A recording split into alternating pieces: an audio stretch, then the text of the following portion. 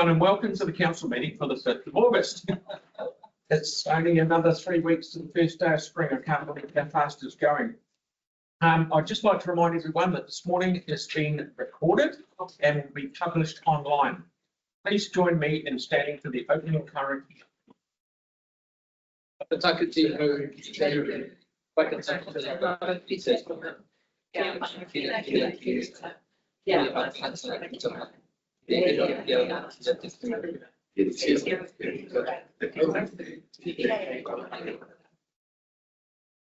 Okay. The purpose for today's meeting is to hear from submitters on the Development Contributions Rebate Scheme. Following submission, staff will present the engagement overview, and we will need to go to PEG for a short period just to receive some legal advice. Once we're back in open, council will have the opportunity, councillors will have the opportunity to provide guidance on the development of the scheme. The final rebate scheme will be presented for adoption on the 20th of August at that council meeting. We've got apologies for absence from Councillor Donovan, early departure for Councillor Coker and Councillor McDonald, and an apology for lateness from Councillor Harrison Hunt. I'm happy to move it, and Tim's happy to second it. All those in favour? Aye. Okay, thank you. That's carried. Does anyone have any declarations of interest today? If you have got some later on, you think of some, please sing out. So 9:15, Cody, please.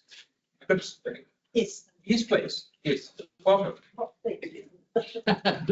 You're it. Sorry, how many? 5 minutes. 5 minutes. Very good. Thank you.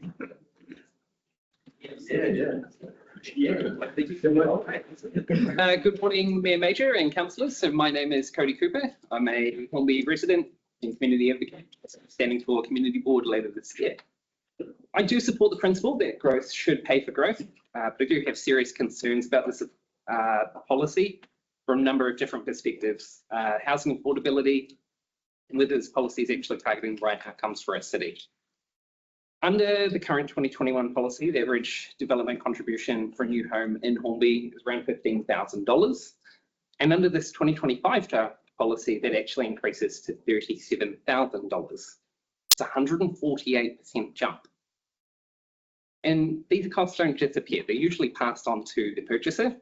And in many cases, that will probably actually be a first home buyer at a time when housing affordability is already significantly stretched. This is a big barrier. So I'm not arguing against development contributions, but if we're going to ask people, developers, to pay more, council must ensure that these contributions are collected in a way that doesn't push people out of home ownership or incentivize sprawl, in the wrong places. So when those development contributions are under-collected, it's the existing residents who pay the price. In Hornby, we've seen huge housing growth. And each month, I look at all the RMA applications that come through. There's a new one for 24 homes, and more and more and more. You go down MS Road and there's so many. But the key infrastructure is still lagging. We've got projects that are not funded, and I can't understand why. MS Awatea and Springs Road intersection upgrades, we've got missing footpaths. There's limited public transport or cycling infrastructure, which not everyone around here will maybe support, but we're not giving people a choice when we're building these houses with no off-street parking. Residents who lived in these communities for decades should not be expected to subsidise the rapid growth that councils permitted without the supporting infrastructure. Development contributions are meant to prevent this scenario. Council also needs to balance where and how this money is spent. Take the Hillsville Junction Road level crossing project.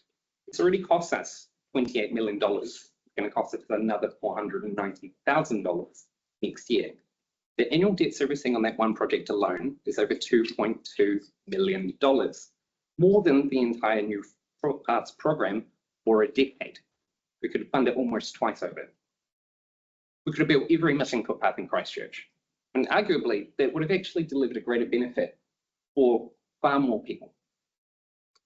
Instead of pouring money into single projects like this, council should be looking at, can we direct incentives toward intensification in the central city, where that infrastructure already exists and is underutilised? using DC rebates strategically where there's underutilized capacity, and making sure that every dollar spent delivers practical, visible outcomes residents can really see. Footpaths, libraries, pools, safe intersections. There is a line in this development contributions list of capital projects for about $500,000, and it's for a bridge near where I live, and it was never built. But every new home is still paying for that because we didn't actually build it. And I can't reconcile that. We'll probably pay that for the next 20 years. You know, everyone has to pay for that, and we didn't get anything from it. So it's about smarter priorities, not simply higher fees. And another big one is ring fencing these funds. One of the good things of Three Waters was that if we collect, I don't know, $500 for water, council had to spend it for water. So we don't do that with development contributions. We've been paying for things for quite some time and not actually delivering it. So I would like to see, as part of this, and it's not actually mentioned in here today, if we're saying that we're going to collect $2,000 or $5,000 for roads, then it must go towards roads. If we're going to collect $5,000 towards water pipes or something, it must go towards those pipes. So I support the principle of growth paying for growth, but it needs balance. Housing must remain affordable. Existing residents shouldn't be left carrying those costs, and the council must spend the contributions where they have the greatest impact. And if we get this right, development contributions can be a fair and effective tool, not a barrier to home ownership. Thank you. Right, time for one question, Andre, please. Thanks, Cody. In the past, council set rebates for DCs in the central city for all homes, whereas this is targeted purely at 6 stories and above when we need more apartments in the central city. Does that sound about right to you and where we should be focusing? Because that's where the funds are needed. Feedback that I've heard in general terms from developers just through commentary, see online, and that kind of thing suggests to me that the moment that we go above 3 stories, there's a significant burden in terms of fireproofing and a whole bunch of other things like lifts and so on, fire egress. And that does make those construction costs a lot higher. I think in New Zealand as well, we're not very experienced at doing this, and particularly in Christchurch, we have very few what are actual real apartments. If we want to start doing that, which I'd suggest, you know, if we're looking at a 30-year view in the central city, right now we're locking in 2-story townhouses. Seems crazy to me. If we want to actually go 6 or more and actually really utilize those assets without having to spend more, then I'm actually not sure if the incentive is enough. Potentially actually maybe needs to be more, because developers, like any business, need to have certainty around what are their costs going to look like, or just actually won't see these projects happen. And the natural consequence of that will be we'll have more houses out in Hawthorne, right on Fringe, which is spending an absolute fortune to support building those and probably under recover even more. And that will ultimately mean that we'll pay more in rate. Thank you, Cody. Okay, thank you for your time. That was very good. Thank you. Okay, Derek, please. The Inner City West Neighbourhood Association. Welcome. Great, thanks.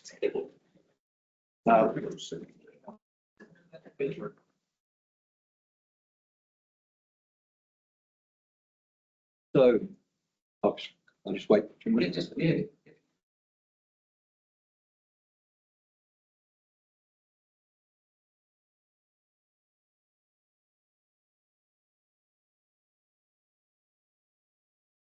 Right. Thank you. Yeah, so we just to say right out the outset, we are not opposed to intensification in the central city. However, our primary concern is with unregulated Airbnbs springing up all around the city, particularly in the central city in our area. I realise that proposed 6-story scheme in the proposal includes covenants to outlaw commercial use of residential constructions, which is good. However, we note that the other scheme in the proposal, the one about demand credits, that does not provide for similar restrictions, as far as I could tell from reading documents. And presumably, I'd be happy to be corrected, but presumably the covenants on the 6-story developments would not hold once the units are sold by the developers. So the problem would arise then. From long sort of historical experience of Airbnbs, we're just not confident about the ability of council staff to effectively police the rules around them. So that's one point, main point, I think. In addition, we actually question the need for incentivizing residential construction at present. I said before, we're not opposed to it, but this idea of incentivizing it, I walk a lot around Central City and it quickly reveals a significant number of empty new builds for sale or for rent.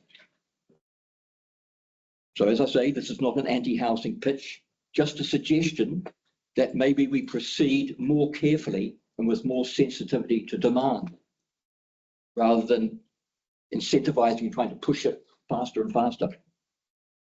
Council officers, when we organised a meeting with them, could not provide evidence that there is a real demand right now. So perhaps the city should actually be tying contribution rebates to solely or mainly to those constructions that promise significant employment. So maybe alter the scheme away from predominance on residential housing to other forms of construction, shops, workshops, etc., that actually might address some of the employment issues that the country is facing and the city is facing. One final point, which was included in our written submissions, so you probably would have seen it if you read them, but it does not appear to have been included in the summary that was put up for councillors. And that is, we strongly disagree that credit should be allocated on a first come, first served basis, which imposes a potential for corrupt behaviour. We believe that allocation should be rigorously fair with a reasonable notification period and a public ballot. That's my. Okay. Yep. Sam, you've got a couple of minutes. Then James. Yeah, thank you, Derek, for coming in terms of the two schemes, like what you're saying, correct me if I'm wrong, is that you think actually the 6-story one, you kind of don't want to see as much of that, but actually if you're looking at more commercial property, it might be easier to have sort of one scheme that's more fairly accessed. Is that kind of what you're saying? Well, if it was open to non-residential as well, activity as well. Okay, so it might be easier to form the schemes together. Yeah. Cool, thank you. Yeah. That's the James. Yeah, that's interesting. Thank you very much. Just with respect to some of the housing that say it's been built in your observation that a number of them are sitting empty or haven't been sold. Yeah. Do you have a sense for why you think that might be, and do you think that price might be a factor? I think price would definitely be a factor. I think there's also the fact that these are typically very, very small. One up, one down in a lot of cases. They're not really built for families, so you're not getting that, and which not always a problem in terms of the residential community mix. I think that it's definitely prioritising one person or maybe couples or whatever. Good to have that, but there's a lot of it. There's a huge amount of it. Thank you, Derek. Thank you for taking the time to come and see us. Good. Thank you. Okay, Dean, please.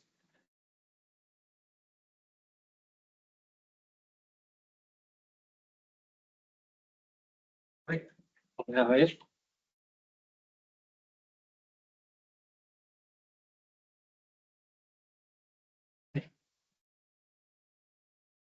Right, I'll try to be as fast as I can. My name's Dean Marshall. I'm here representing Marshall Group and Hereford Holdings and others. I want to talk about the development contributions. I fully agree that they shouldn't be charged. Over 20 years ago, we were having a similar meeting at the council and discussing on DCs and the negative effect they would have on development in the CBD. DCs are made up of infrastructure and reserves. The CBD should be exempt from any DCs as they were paid for by our great-great-grandparents. The reserves are called Hagley Park, Victoria Park, Latimer Square and Cranmer Square. The infrastructure should have been paid out of our rates for the last 170 years.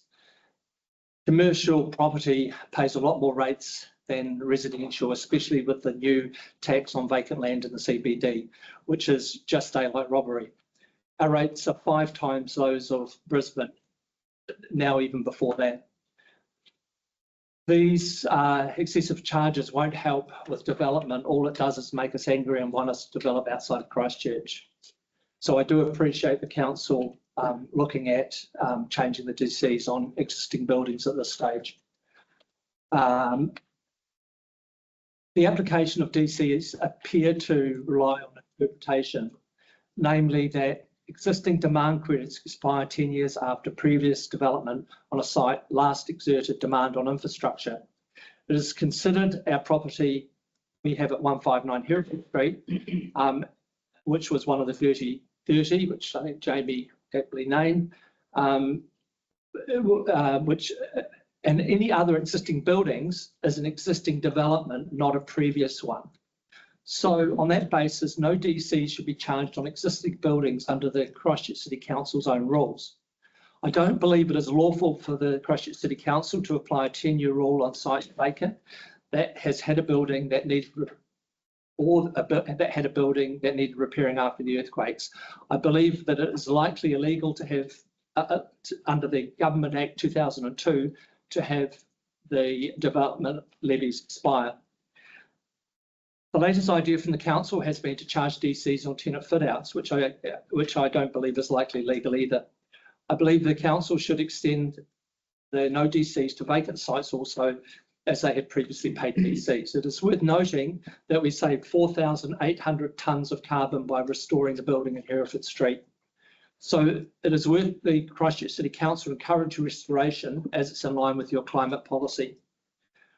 I refer to the Local Government Act 2002, Section 197, says that the development levy should only be required if it affects or cumulatively effects of development will create or have created a requirement for the territorial authority to provide or to have provided new or additional assets or assets of increased capacity and increase in infrastructure. Well, if that is the case, then again, no development levies are required. So this Christchurch City Council is likely acting unlawfully if they charge development levies on vacant land and ones that had previous buildings on it.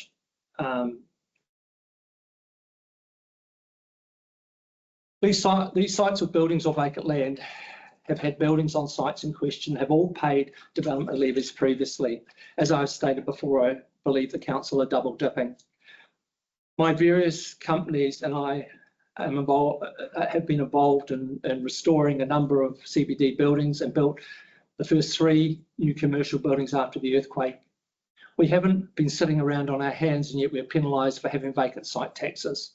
This is the same as the Christchurch City Council wanting development levies twice. The people in this room today have built and restored the city, which the council then have the opportunity to rate. You rob the very people on whom are trying to make Christchurch a better place if you increase or charge levies on CBD or charge excessive rates. The Christchurch City Council seems to think they can just tax us and spend it the way they want to. This mentality has to stop. The Christchurch City Council needs to cut its cloth and not have a nice to do project stick to basic services, which isn't happening. The Christchurch City Council shouldn't be increasing DCs 360% for residential developments. You are only sending the wrong message. I thought you wanted to encourage development of people living in and close to the city. And the council's own target, I think 20 years ago, was 20,000 people living in the city, and we're nowhere near that. The High Court agreed, so there was a case where the Auckland Council challenged their own appointed commissioner. This was an original case with Fletcher's against the Auckland Council. The commissioner said that requiring additional contributions would constitute double dipping. The High Court agreed with the Commissioner, which he was originally appointed by the Council, that the broader reserve works qualify as a development under LGA, while the Auckland Council Development Contribution Policy states that there were to be no offsets for developers provided work. The High Court held that the policy itself could not override Section 200 of the Local Government Act, which prevents council from requiring development levies where the developer has funded or already provided the same. Although the above case isn't identical to what we're looking at today, the High Court was very clear that the council cannot charge DCs twice under the LGA unless we agree, that, as in the property owners agree, to the contribution. Well, after careful consideration, we don't want to make another contribution. How you getting on there, Dean? I've got about 4 lines to go. Okay. To summarise, I support your no development for DCs for the CBD existing buildings. I believe it should include vacant land. The punitive rates on vacant land, commercial land, should be abolished as is likely illegal and not helpful. The 6-storey apartments should be reduced to anything 3 levels and above. The time for this should be extended past 2027. The amount of money this council want to set aside should be a lot higher if they want a real city and not just a big country town. DCs on apartments should not be increased, especially by the amounts proposed. DCs should not expire. We all want our city to recover, not to chase developers and investors away into other cities. And we all want the same thing, a vibrant city. Thank you, Dean. Thank you very much. Richard Leeds.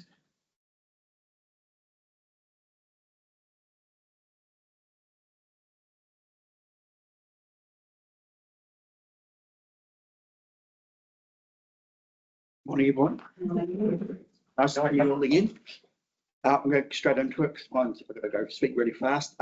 Summary, I support the retention of existing demand credits for all sites in the central city, vacant and existing buildings. Ironically, you guys are penalising the people that demolish their buildings and rewarding the people that retain their old bungers with your policy about, which is, you know, can't explain. Anyway, I'm just going to read straight from an email I sent out in regard to this, just to summarise it.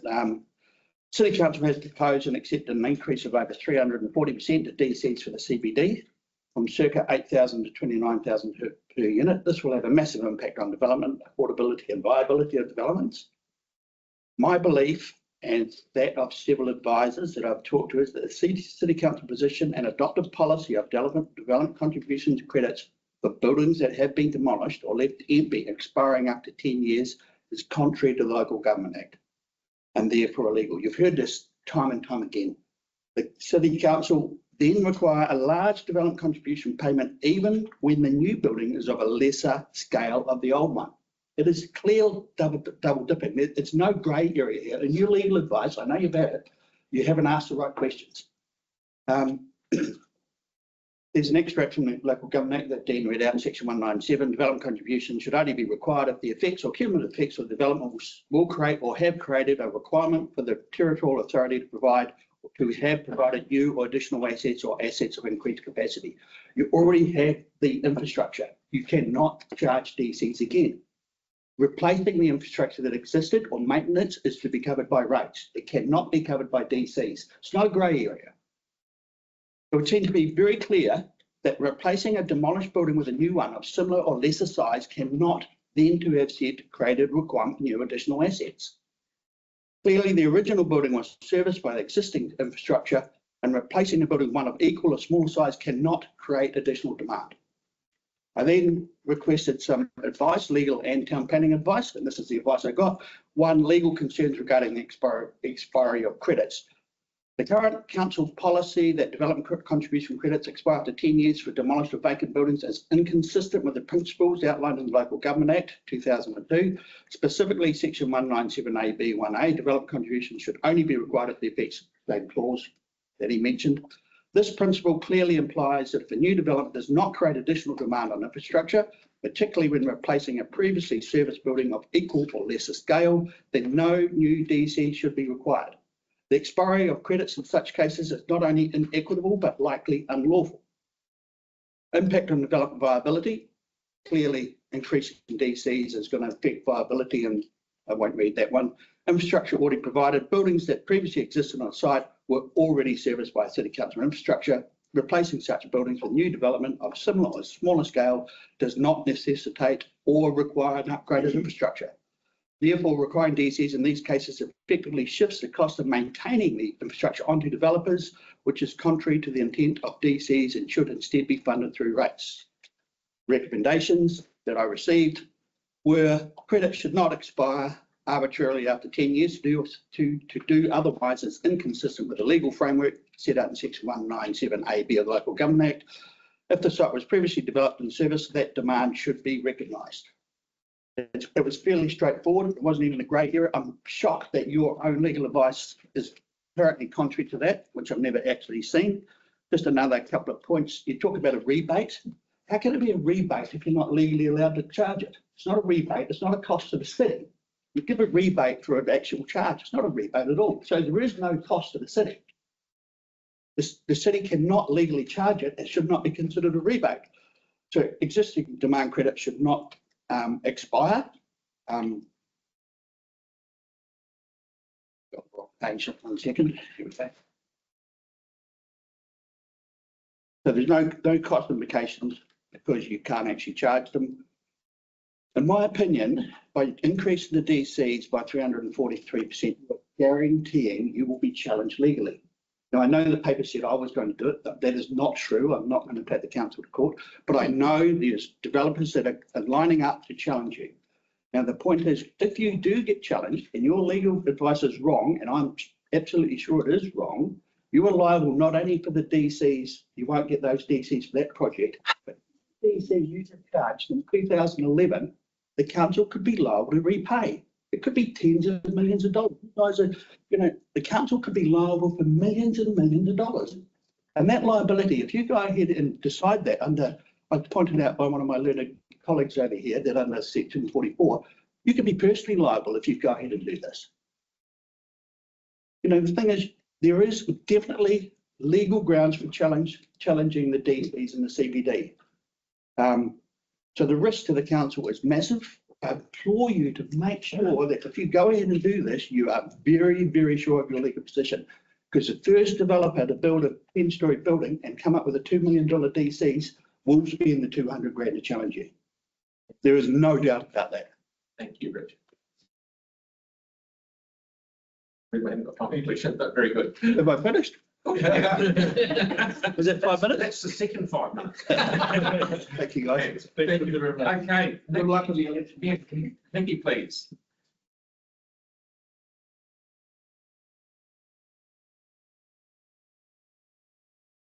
Good morning, Mayor and councillors. Gosh, that's a hard act to follow. Thank you very much for giving me the opportunity to speak this morning. It's really important that development contributions for Central City redevelopments are readdressed. There are a unique set of circumstances in the Central City, and it is important from a best for city perspective that development in the Central City does not stall.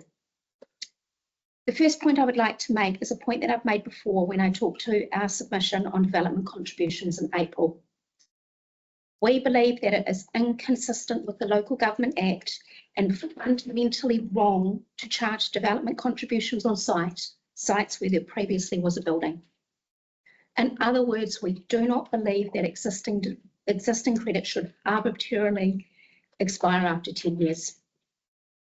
As noted in the consultation paper, a replacement building does not place any additional demand on infrastructure and facilities. The Local Government Act provides that development contributions may be required in relation to developments if the effect of the development is to require new or additional assets or assets of increased capacity.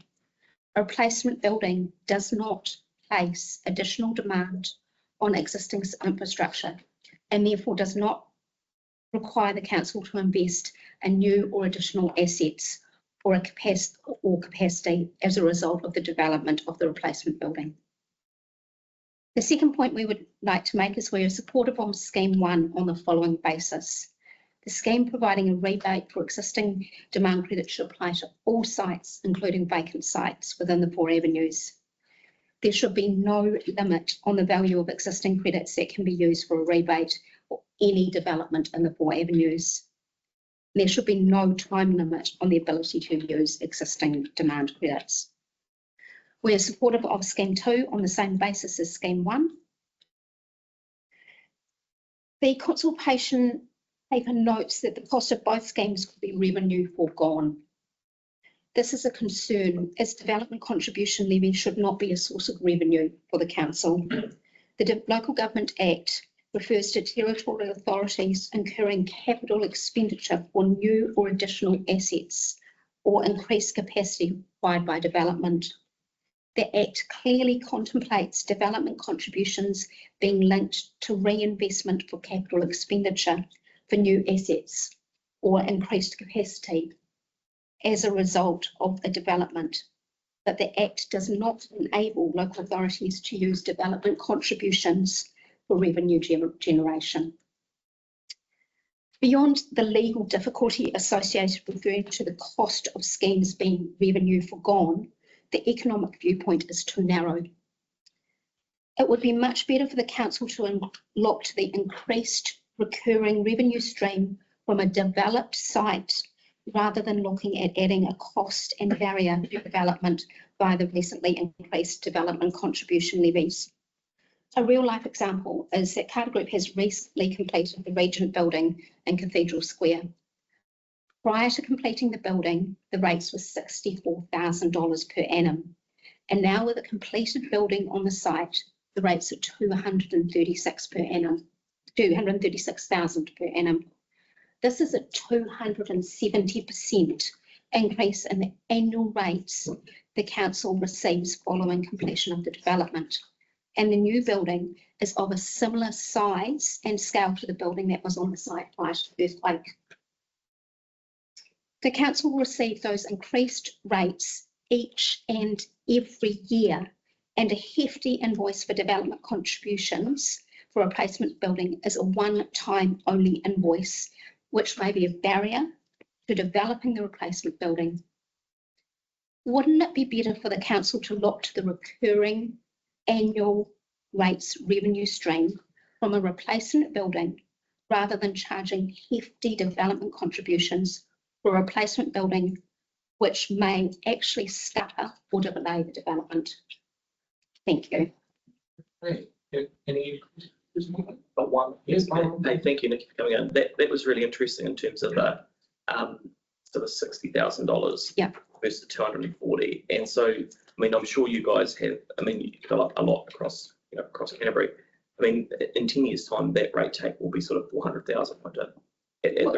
Yeah. I mean, it will councils, but the council was giving that recurring annual rates stream from that building, and the development contributions. What you really need to do as a council is actually look to the development rather than trying to stop or delay the development, because as Richard said, what is happening is that it's really development contributions are really scuppering the viability of developments. And I can honestly say that developments have not been that, I've said it many times, developments are not commercial. We've all done it because we believe in Christchurch and we believe in its future. It's, on a purely commercial basis, I'm not sure many of the developments coming ahead and would have gone ahead.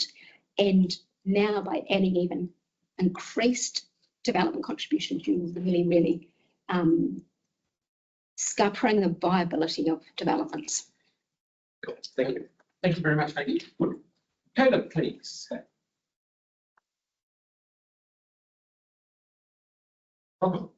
Thank you. Thank you, Mayor. Thank you, councillors. I'll be a bit shorter, I think. So my name's Caleb Ballon. I'm a property investor and owner of a number of inner city commercial property in Christchurch.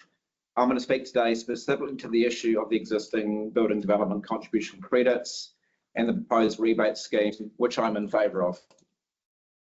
Firstly, in terms of some background, prior to the earthquakes in 2011, all of our main infrastructure of the city was in place.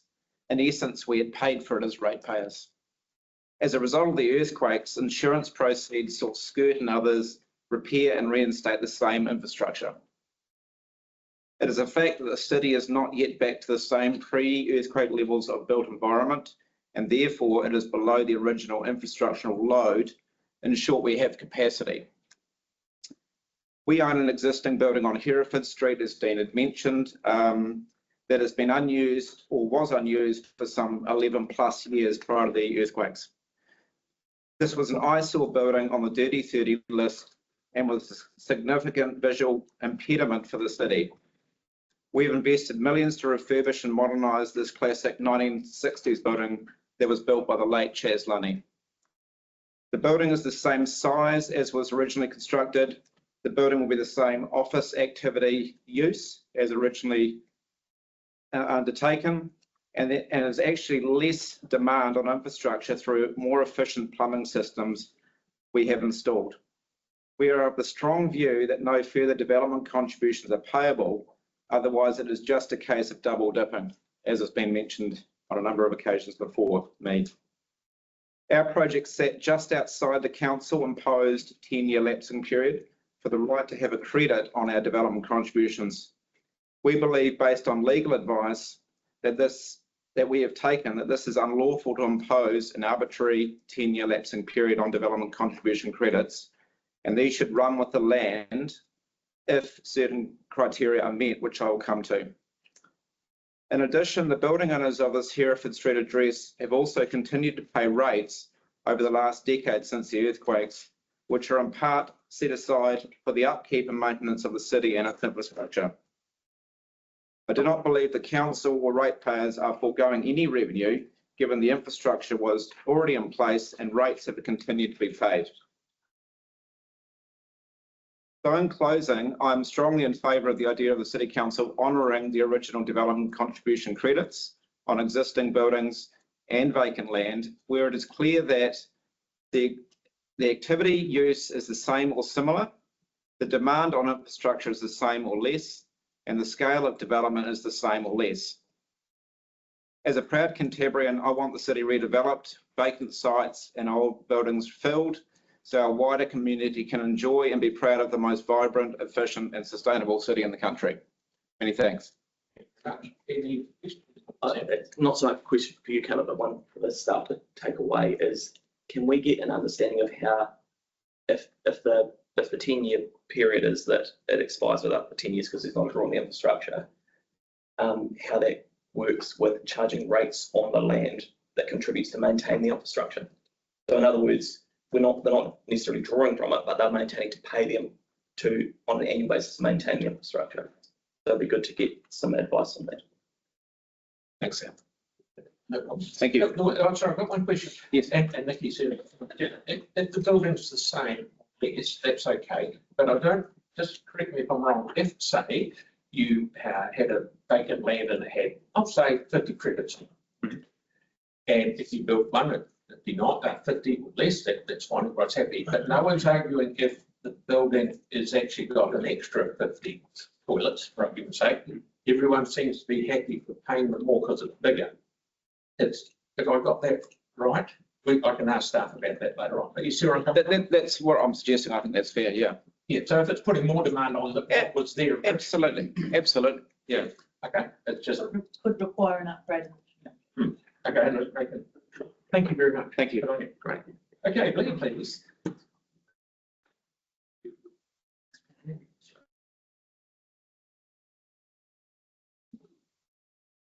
Thanks for having me. Good morning, Mayor Major and councillors. My name is Blair Chappell, Managing Director of Williams Corporation. I speak not just as a submitter, but as someone who has delivered real results for residential Christchurch. We've built over 850 homes within the 4 avenues, who have created over 2.5 million in annual recurring rates revenue for this council, which compounds annually with rate increases. Every single one of these homes is built without requiring one main pipe upgrade, one road improvement, or $1 of ratepayer funded infrastructure. Aligning Angling that these rebates proposed are ratepayer funded is misleading at best. Why? It's because the infrastructure already exists. It's been rebuilt through the over $1 billion SCIRT program with massive surplus capacity. I want to be clear, in the city, development contribution rebates do not come at the expense of ratepayers, and development contribution charges do not go towards the infrastructure they are legally required to. And these rebate schemes are an admission of guilt. They're proof that your development contribution policy for the central city is fundamentally flawed and unlawful. Consider this, every day, tens of thousands of people flood into the 4 avenues to work. The water system handles their needs, the roads carry their vehicles, and the stormwater manages their runoff. This happens without any infrastructure failure. Yet you're wanting to charge massive contributions for residents who would use the same infrastructure at different times. The infrastructure that successfully handles our daytime workforce supposedly can't handle residents, even though daily we have a 300 to 500% plus population base, and we have proof of headroom that exists in the current network. This is the absurdity that these rebates attempt to hide. Let me show you what your development contribution policy means for real people. A young couple each earning $65,000 a year can borrow about $650,000. With their 5% deposit saved over years, they've got just under $700,000 of buying power. Your development contribution charges will add about $40,000 to every house, pushing the 2-bedroom home in the city they want just beyond their reach. They move to Rolleston as a result. A single person earning $77,000 bought their first home at $440,000 off us recently. If DC's pushed it up to $450,000, they'd be locked out entirely, and they'd then likely also move to Rolleston. These underlying charges and rebates affect the scale developers can operate at based on the ability for people to purchase at an affordable and realistic price level. Low development contributions do not create an extra profit for the developer, nor a cost on the ratepayer. They become a tax that impacts genuine home ownership within our city. These aren't statistics. These are the teachers, the nurses, and the professionals you claim you want living in town, and your policy is pricing them out. After 850 homes delivered inside the 4 Avs and sold, I can validate what I'm saying. I welcome anyone to let me know if they'd like to meet any of these customers. The customers you appear to be wanting to lock out the city and try to apologise with the poorly written rebate. You've declared a climate emergency, yet this policy is climate vandalism. Every person forced to Waimea or Rolleston adds tonnes of CO2 annually. Every apartment not built in the CBD means another car commuting daily. You are creating a donut city, alive until 5 p.m, then everyone drives to the suburbs, leaving a ghost town behind. How do you reconcile forcing thousands of tonnes of carbon into our atmosphere with your climate commitments? These rebate schemes prove you know the charges are wrong, but lack courage to fix them properly. Scheme 1, a lottery helping perhaps 4 to 5 projects while dozens miss out. Landowners who demolish dangerous buildings, often at council pressures, are punished, while those who left eyesores standing are rewarded. Scheme 2, it makes no sense. A 5-storey building might have to pay $600,000 of development contributions, and a 6-storey building pays nothing. They use identical infrastructure. But here's where it becomes truly unlawful.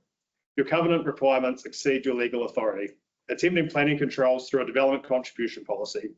Consider this example. A property with approved resource consent for short-term accommodation under the district plan would be forced to abandon that lawful use if they accept the rebate.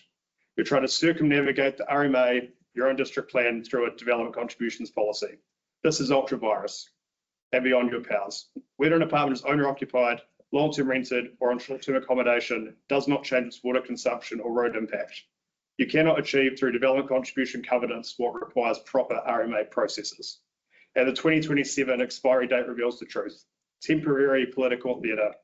Development takes years, and these rebates will expire before most projects can even have the chance to use them. The law is clear. The LGA allows charges only where development creates demand for new infrastructure.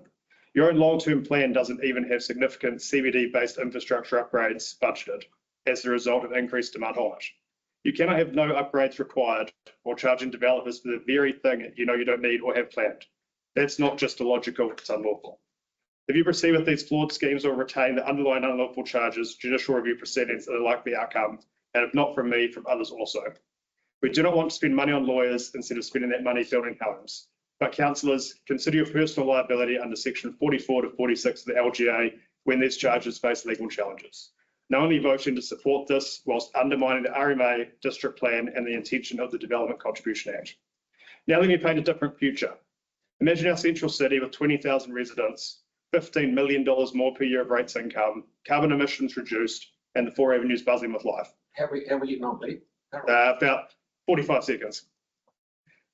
Your climate emergency declarations will actually mean something. We've proven this is possible. We've delivered more central city housing than any other developer without burdening infrastructure or ratepayers. We've created communities and generated millions of dollars in rates and have approximately 1,500 more people living within the 4Fs. Councillors, when you vote, ask yourself, can I justify why 5 stories pay 600,000 while 6 stories pay nothing? Can I legally defend forcing property owners to abandon lawful resource consents through development contribution covenants? And can I achieve 20,000 residents by 2028 while I'm pricing out first home buyers that I appear to support and I'm paid by? Can I face future generations knowing I choose for all over sustainability? And am I prepared for legal consequences of proceeding with unlawful charges, including personal liability? The choice is simple: assisted policies, external growth, inflate emissions, ruin the future of the city, destroy the current positive pathway it's on, guarantee litigation, and a donut city that's empty after 5 p.m, empty out by this gridlock traffic, or unlock Christchurch's potential, remove this barrier. We don't want subsidies. We don't want them. We don't need them. We've created $2.5 million of rates that is paid every issue with no spend needed for other ratepayers. But I'm asking you to stop penalising exactly the development Christchurch desperately needs, proven to want, and increases the income for council.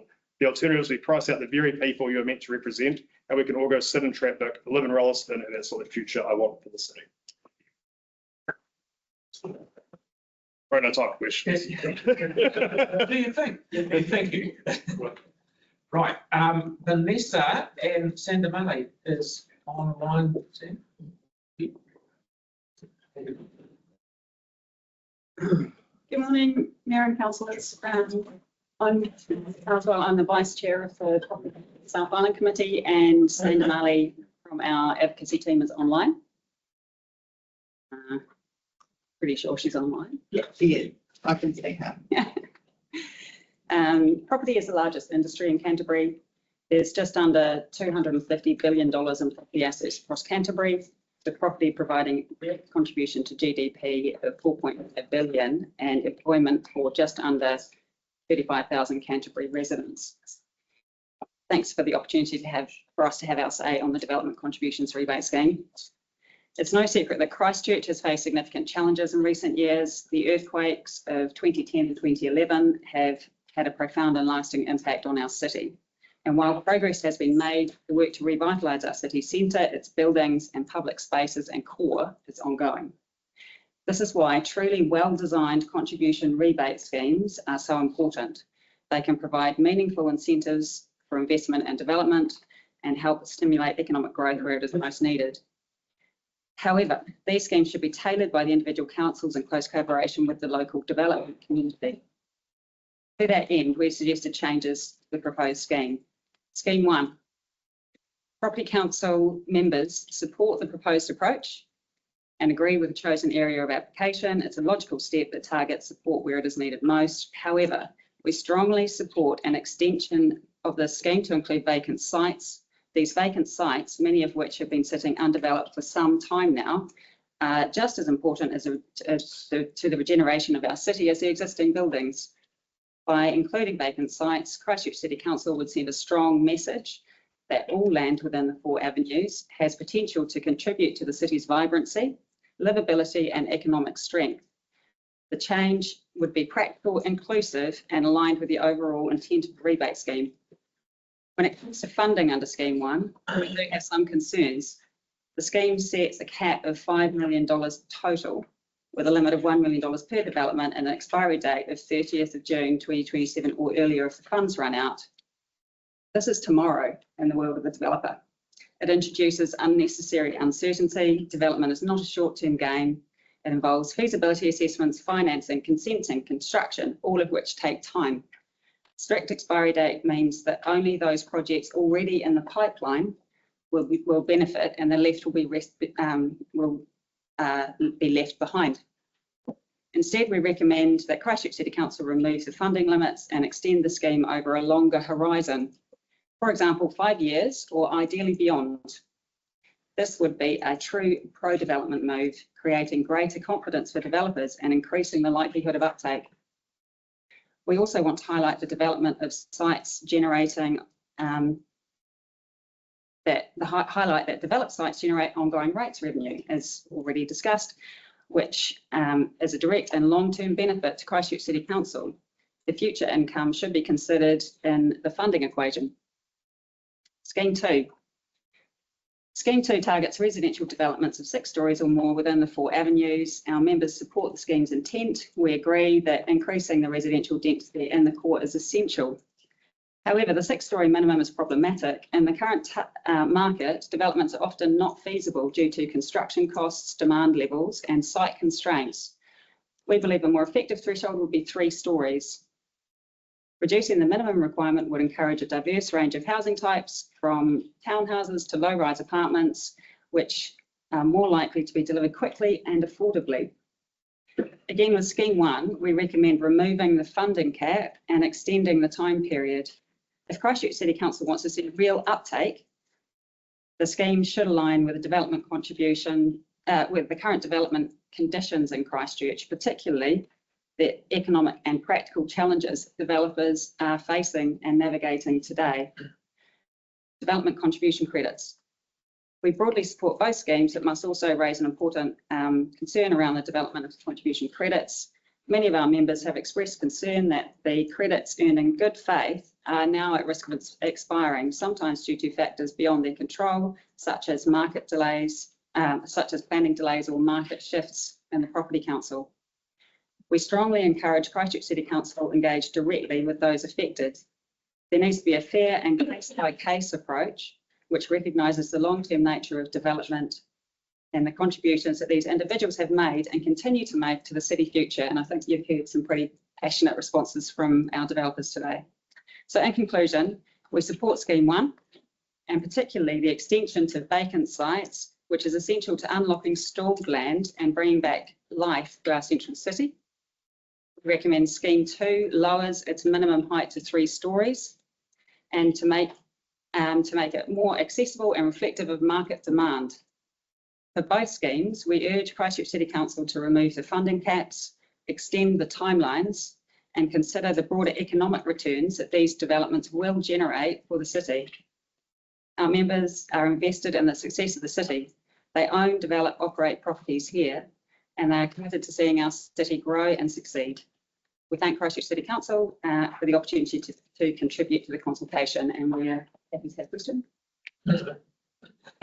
No, you've run out of time, but very good presentation. Thank you very much. But on the top, one thing to flag with staff, just like that submission, which I'm keen to understand is, I mean, because you made a really good point around the length of time around developments, but also if you think about the expiry of the credits, I'd really like to see how that plays out compared to other metro cities, in the event of the fact that we had the earthquake, which required buildings to be demolished, and they've had to sit vacant until they could be, feasible to do, as opposed to other circumstances where they could just literally sit there in other cities. So I think we need that, along with the catchment advice around just the 4 avenues.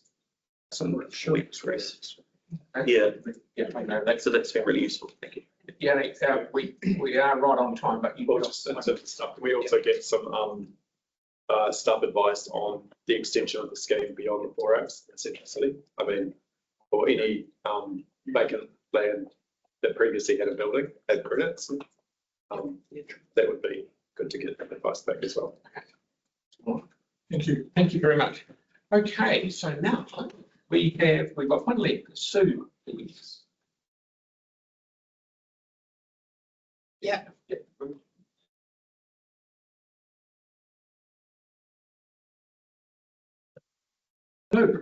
Good morning. morning. Not sure what I'm doing here, but obviously put a submission in. I'm not going to talk about the rebate scheme because I have no idea. It's not me. I'm not a developer. I'm not anything, but I can only speak from our perspective as owners of residential property in the inner city. We purchased a 3-bed, 2.5-bath townhouse after the earthquakes. We watched it build. We've been here for 8 years in the inner city. We believe we'd probably lose our community, but felt the walkability into town would negate this somewhat. We were very wrong.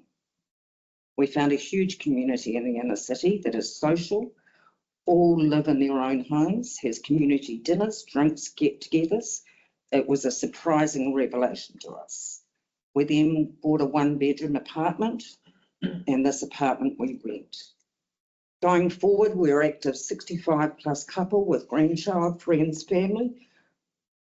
We are considering future proofing for our retirement. We absolutely love the inner city. And if we can, happy to move closer. I mean, we're only in Manchester Street, so we're not too far away. But here's what we need from developers. We want 2-bed, 2-bath minimum on the same level. We want storage. We have a lifetime of memories. We need a secure car park for 1 car. We'll downsize to 1 car next year when I retire, but we need a car. I've lived and worked in London, Melbourne, Sydney for years and never owned a car because the rail transport system makes it totally redundant in cities of 2 million plus or more. But New Zealand is different.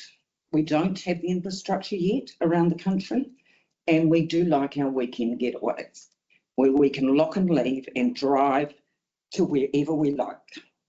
We also require a dining room. We're old, but we're not dead. We regularly entertain and have family dinners or drinks and nibbles, and we need a table of 6 to support us. We also want 2 comfortable couches, 1 each, as I'm sure you can appreciate. We want a balcony large enough to entertain on. 8 months of the year, we have beautiful weather here in Christchurch. If you've ever been to the Gold Coast, if you haven't as developers, I believe you should. You'll find balconies that you can live on. This all sounds expensive, and maybe it is, but money is not the issue. Livability is. As I said, we're aging, but we're not dead. We socialise, we walk to everywhere, or bus on the weekends. It's a luxury to be in the inner city. How about we start developing like it is? Build a 6-story building, have a boutique hotel on the first 3 floors, then do apartments that are all like penthouses. People will buy. We're not talking about money, we're talking about lifestyle, and we're talking about a future. We're the future, our age. We still work. We feel that there is enough 2-bedroom, 2-bathroom, up-down townhouses in the city. There is one group alone that have over 1,000 units on short-term rental, which are townhouses and apartments just in the inner city alone. That is ludicrous. Bring our community back, get people like us that are prepared to sell some assets, buy in the inner city and enjoy a lifestyle. We're right with the best restaurants, best bars, best walkability. You've done an amazing job. Margaret Mayhew, we have a 4-year-old grandson. We love to take him down there. He loves the bus. He doesn't have to be in a car seat. We go on bus trips to Littleton. It's $2. I mean, you can't get better in a living city than that. But you need to start building for the people.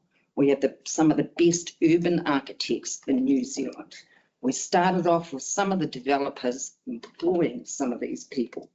We feel that the developments now are getting less and less and less. I don't want to walk up 3 flights of stairs when I've left my glasses beside the bed.